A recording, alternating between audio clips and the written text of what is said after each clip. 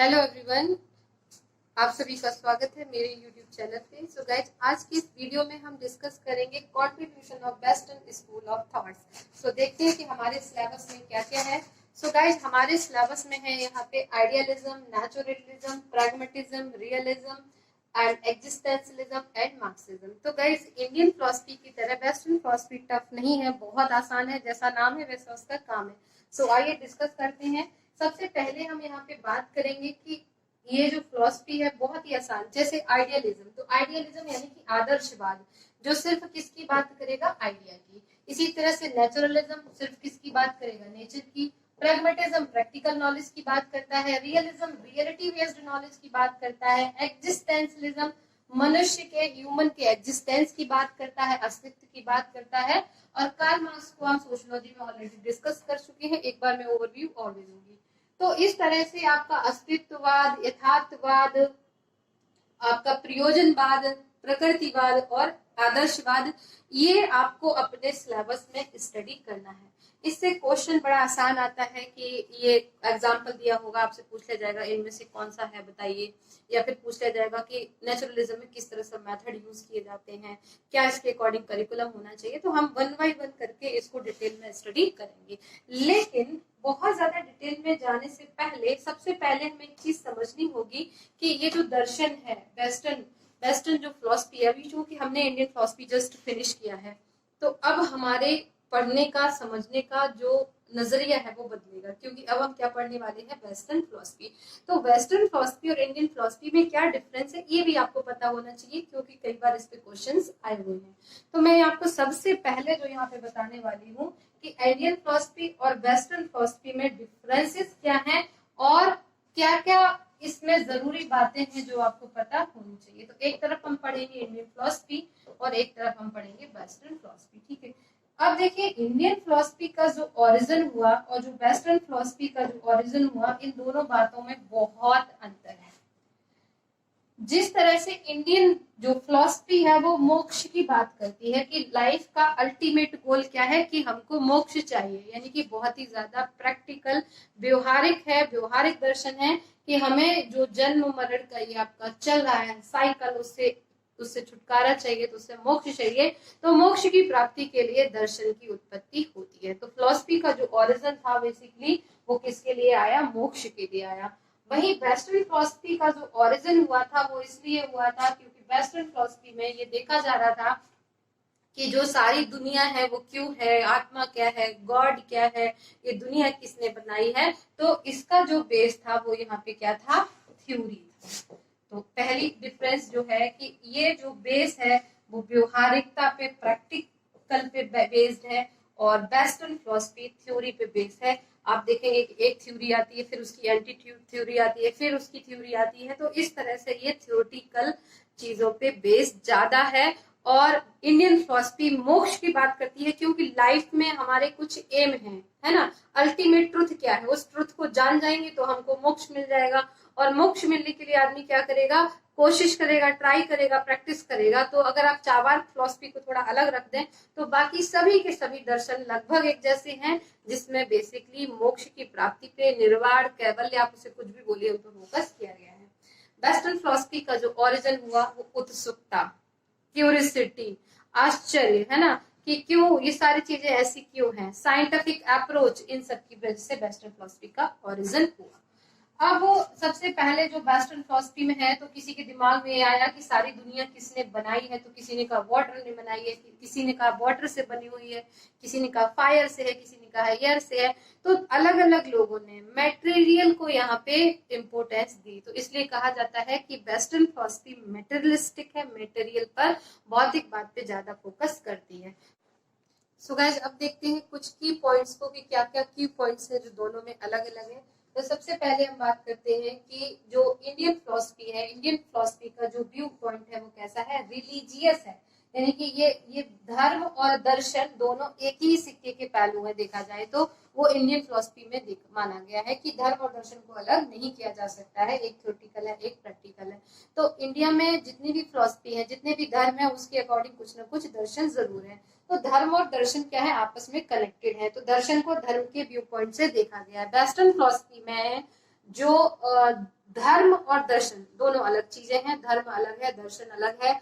और दर्शन का जो व्यू पॉइंट है वो कैसा है, रैशनल है, यानी कि यहाँ पे रैशनलिटी है, तार्किकता है, तार्किक दृष्टिकोण है, रैशनल थिंकिंग है, जिसकी व्यू पॉइंट से हम दर्शन को देखते हैं। इसके अलावा जो दूसरा की डिफरेंस है, इंडियन फिलॉसफी बिलीव करती है कि ये जो वर्ड है, इस वर्ड में और इसके अलावा एक अदर वर्ड भी है जिसमें स्वर्ग और नरकी का भी कंसेप्ट है। वहीं वेस्टर्न फिलॉसफी ओनली फोकस करती है इसी वर्ड में, अदर वर्ड की बात नहीं करती है। इसके बाद एक और बहुत बड़ा जो डिफरेंस है, जहां से आपकी आगे की क्लास भी शुरू होगी, कि इंडियन फिलॉसफी की जो अप्रोच है वो कैसी है, सिंथेटिक है, समेटने वाली, ठीक है, सिंथेटिक, संश्लेषण करना। और वेस्टर्न फिलॉसफी की जो अप्रोच है वो कैसी है, एनालिटिकल, यानी कि एनालिसिस करना, कि कोई भी एक चीज है तो उस पर हम एनालिसिस करते हैं। तो संश्लेषण और विश्लेषण का मतलब आपको बहुत अच्छे से पता है। तो इसी से हम क्लास को आगे बढ़ाते हैं कि वेस्टर्न फिलॉसफी का जो अप्रोच है वो कैसा है, एनालिटिकल, यानी कि बहुत ही ज्यादा विचार करना, बहुत ही ज्यादा विश्लेषण करना, तो एनालिटिकल अप्रोच। अब यहीं से हम चीज को आगे बढ़ाएंगे। अब देखिए, विश्लेषण कर रहे हैं तो विश्लेषण करने के वेस्टर्न फिलॉसफी में यहाँ पे 3 तरीके हैं, कि एक तो हम किसी चीज की मेटाफिजिक्स बताएं, दूसरा हम उसकी एपिस्टोमोलॉजी बताएं, तीसरा हम उसकी एक्जियोलॉजी बताएं। हिंदी में बोलते हैं इनको कि तत्व मीमांसा, मूल मीमांसा और आपका ज्ञान मीमांसा। यानी कि किसी भी दर्शन में जब हम विचार करेंगे, चाहे आप कोई भी फिलॉसफी पढ़े, आइडियलिज्म पढ़े, आप नेचुरलिज्म पढ़े, कुछ भी स्टडी करिए, आपको इन तत्वों पे विचार करना पड़ेगा कि इस दर्शन का मूल्य मीमांसा या इस दर्शन की तत्व मीमांसा क्या है। तो वेस्टर्न फिलॉसफी इन तीनों बहुत ही एनालिटिकल तरीके से इनको एनालिसिस करता है। तो सबसे पहले बात करते हैं हम मेटाफिजिक्स की। तो मेटाफिजिक्स क्या होता है, मेटा का मतलब क्या है, कि ये जो सारी चीजें हैं, इस सारी चीजों का मूल क्या है, बेसिक एलिमेंट क्या है। तो कुछ लोगों का ये मानना है कि जो ये बेसिक एलिमेंट है वो क्या है, यहाँ पे मटेरियल है, मटेरियल मतलब भौतिक तत्व है। और कुछ लोगों का मानना है कि जो ये बेसिक एलिमेंट है, ये जो बेसिक एलिमेंट क्या है, यहाँ पे आध्यात्मिकता है, स्पिरिचुअल है, कि सारी चीजों के पीछे क्या है, स्पिरिचुअलिटी है। कुछ लोगों का मानना है कि सारी चीजों के पीछे क्या है, यहाँ पे मटेरियल है। तो इस तरह से वेस्टर्न फिलॉसफी को हम आगे जब पढ़ेंगे कि तत्व मीमांसा के आधार में हम मूल तत्व के आधार पे इसको 2 भागों में बांटते हैं, कि एक वो दर्शन जो आइडिया को इम्पोर्टेंस देता है, स्पिरिचुअल ना कह के हम इसको आइडिया को इम्पोर्टेंस देता है, और एक वो दर्शन जो मटेरियल को इम्पोर्टेंस देता है। तो आगे चलकर इसी से डेवलपमेंट होता है नेचुरलिज्म का, प्रैग्मेटिज्म का, रियलिज्म का। तो ये जो सारे दर्शन हैं वो किससे रिलेटेड हैं, आपके मटेरियल से, ये मटेरियल को इम्पोर्टेंस देते हैं। और आइडियलिज्म से आगे चल जो लोग आइडिया को इम्पोर्टेंस देते हैं, उससे एक नया दर्शन बनता है, उसको आइडिया बोलते हैं। तो इस तरह से वेस्टर्न फिलॉसफी के यहाँ पे मेटाफिजिक्स के आधार पे हम 2 पार्ट कर देते हैं। एक है आपका अध्यात्मवाद, आइडियलिज्म, स्पिरिचुअलिज्म बोल सकते हैं, मेटेरियलिज्म यानी कि भौतिकवाद, और भौतिकवाद से यहाँ पे और बहुत सारे दर्शन बनते हैं, जिसमें है आपका प्रकृतिवाद, प्रयोजनवाद और यथार्थवाद। तो इस तरह से इसकी स्टडी किसके आधार पे कर रहे हैं हम, मेटाफिजिक्स के आधार पे। आगे चल के जब आप इसकी स्टडी किसके अकॉर्डिंग करेंगे, यहाँ पे इसकी स्टडी जब हम आगे चल के करेंगे एपिस्टेमोलॉजी की अकॉर्डिंग, तब हम देखेंगे कि रैशनलिज्म क्या है। अब कुछ लोग मानते हैं कि जो ये सोर्स ऑफ नॉलेज, कहाँ से सारी चीजों का हमें नॉलेज हो रहा है, तो कुछ लोग मानते हैं कि ये जो सारा सोर्स है वो हमें एक्सपीरियंस से मिल रहा है, और कुछ लोग ऐसा मानेंगे कि ये सारा नॉलेज हमें आ रहा है, ये इंटेलिजेंस से आ रहा है। तो ये जो दर्शन है वो इंटेलिजेंस को बिलोंग करेगा, ये जो दर्शन है वो आपके अनुभव को इम्पोर्टेंस देगा। तो अनुभव वाले जो होंगे वो एम्पायरिज्म में आ जाएंगे, और जो आपके यहाँ पे इंटेलिजेंस को इम्पोर्टेंस देंगे वो रैशनलिज्म में आ जाएंगे, एक्जियोलॉजी। और एक्जियोलॉजी जो थर्ड वन है वो किसी भी चीज की वैल्यू को बताता है। तो इस तरह से हमने ये देखा कि वेस्टर्न फिलॉसफी में बेसिकली एनालिटिकल जो अप्रोच है उसको हम इस तरह से डिवाइड करते हैं। इसके अलावा इस चीज पे और विचार किया जाता है, हम जो ये बेसिक एलिमेंट है, जो ये मटेरियल है वो क्या है। तो कुछ लोगों ने माना कि ये एक ही मटेरियल है, तो जो लोग ऐसा मानते हैं उनको बोलते हैं ये मोनोइज्म कंसेप्ट को मानते हैं। जैसे प्रकृतिवाद, प्रकृतिवादी क्या कहता है, सिर्फ एक ही है नेचर, तो नेचर अपने आप में क्या है, एक, तो नेचुरलिज्म, तो इससे बनेगा मोनोइज्म, से क्या बनेगा यहाँ पे नेचुरलिज्म। जो लोग मानते हैं कि यहाँ पे दो तत्व हैं, जो यहाँ पे दो एलिमेंट है जिनसे चीजें मिलके बनी है, उसको ड्यूलिज्म बोलेंगे। और कुछ लोग ऐसा मानते हैं कि ये जो चीजें हैं वो कितनी है, बहुत सारी हैं, तो उसको हम प्लूरलिज्म मानते हैं। तो इस तरह से जो ये बेसिक एलिमेंट है इसका नंबर कितना है, तो इसके नंबर भी यहाँ पे तीन तरह के हो सकते हैं। 1 तो इसको बोलेंगे मोनोइज्म, 2 तो इसको ड्यूलिज्म, और 3 तो मोर देन 3 तो इसको प्लूरलिज्म, यानी कि एक तत्ववाद, द्वितत्ववाद और बहुतत्ववाद।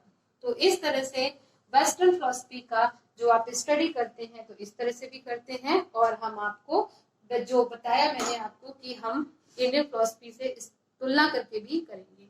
अब हम जब भी पढ़ेंगे कोई भी दर्शन, चाहे हम आइडियलिज्म पढ़ रहे हैं चाहे नेचुरलिज्म पढ़ रहे हैं, हमें अपने माइंड में एकदम से क्लियर होना चाहिए कि आपने जो भी चीजें स्टडी की उसमें उसका मोनोस्टिक कंसेप्ट है या वो ड्यूलिज्म है या वो प्लूरलिज्म है। तीसरा आपको पता होना चाहिए कि आइडियलिज्म का एपिस्टेमोलॉजी क्या है, आइडियलिज्म का मेटाफिजिक्स क्या है, आइडियलिज्म की एक्सियोलॉजी क्या होगी, क्योंकि एग्जाम में क्वेश्चन डायरेक्ट ऐसे ही आ रहे हैं। तो ये सारी चीजें आपको स्टडी करनी होगी। नेक्स्ट लेक्चर में गाइज हम देखेंगे कि आइडियलिज्म क्या है और बाकी सारे जो दर्शन है, इन सब में जब आप पढ़ेंगे तो आइडियलिज्म जो बिल्कुल अलग है, बाकी सब मोस्टली लगभग एक जैसे हैं।